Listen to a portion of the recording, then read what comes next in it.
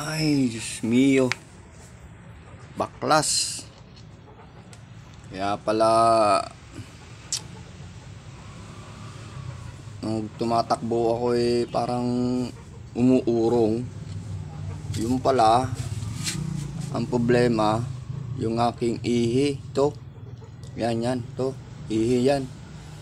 Ito yung ano niya. Yung tornilyo niya ay yung pinaka nut. Okay naman yung nut buo pa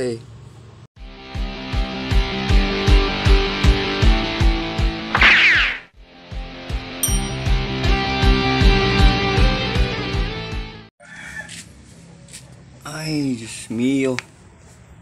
Baklas. Kaya pala nung tumatakbo ako parang umuurong. Yung pala ang problema, yung aking ihi. Ito. Yan. Ito. Ihi yan. Ito yung ano niya. Yung tornilyo niya ay yung pinaka nut. Okay naman yung nut buo pa yung sa ihi wala nang baga sa wala nang ipin ayan, lustrade na. Buti na lang nag-check ako. Kaya dun sa mga nagmumotor, kikiramdaman nyo rin. Tinaramdaman ko so papalitan ko ito. Lalabas ako. Right, antayin nyo mamaya pag kabit ko nito. Babaklasin ko lang ito. So nabaklas ko na yung ihi. Ayan low thread na Ayan, wala na. Low thread na talaga siya yung pinakangipin niya. Yan.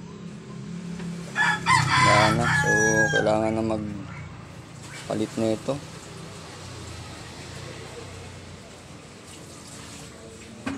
Alright, at lalabas ako at bibili ako nito. 1 hour later.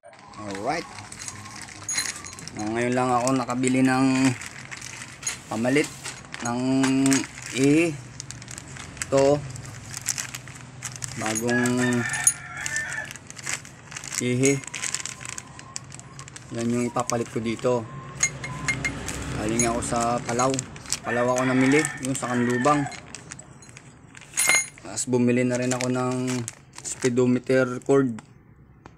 Ayan para dun sa at sa speedometer putol na kasi. Ayan papalitan ko na ito.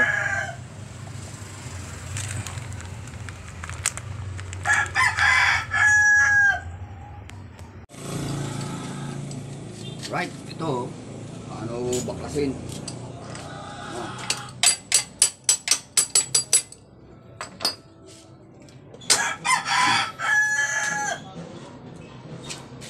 Takin lang to. Yan. Ito yung papalitan ko. Yung loose thread. Yung bago.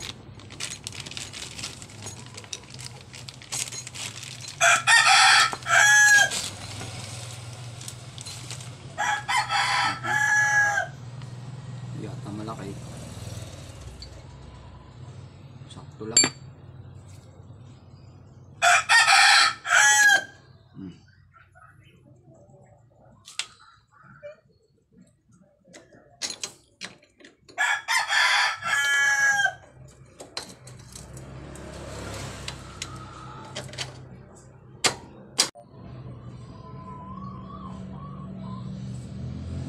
Na may grasa akong nilagay dito sa ihi na ito para maganda yung ikot ng bakal sa loob. Madulas ba? Madulas.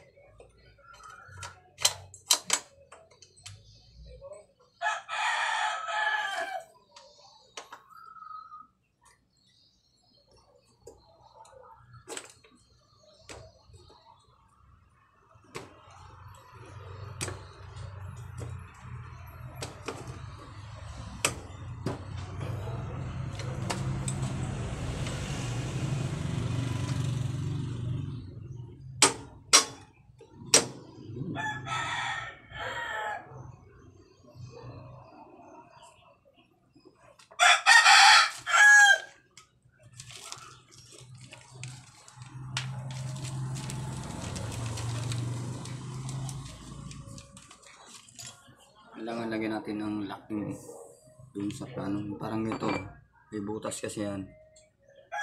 Dito yan nilalagay. Gaganon lock.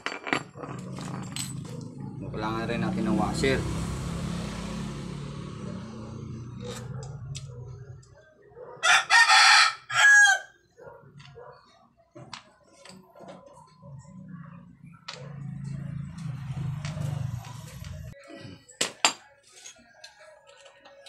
Yun. Is na. Yung ano na lang. Yung speedometer yung pang odometer na cable.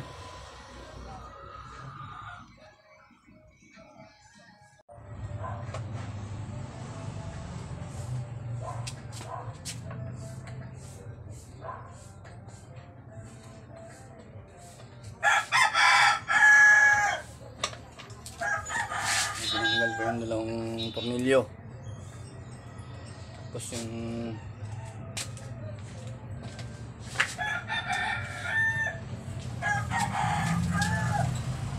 anim.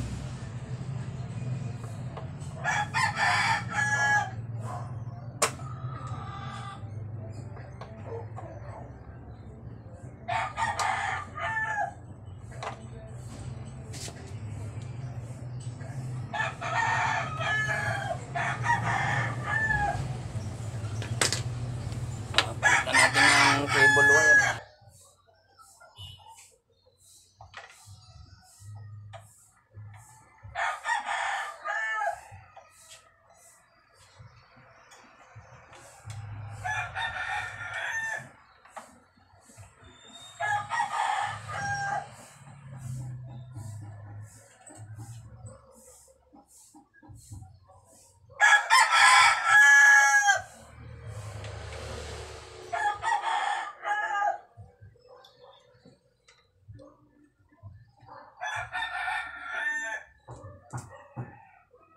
A few moments later.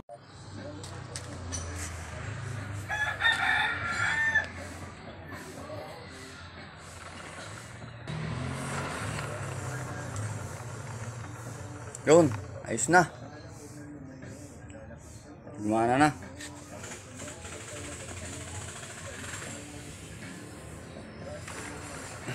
Yan o. Gumana na. Right. Yun lang kasimple.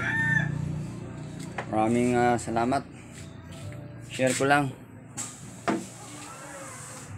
Kung ayaw nyo magbayad ng libor, gawin nyo na lang sa do it yourself.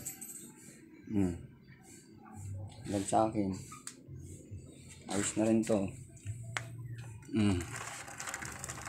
Mas bago na uli ang ihi, bago na rin yung speedometer cable.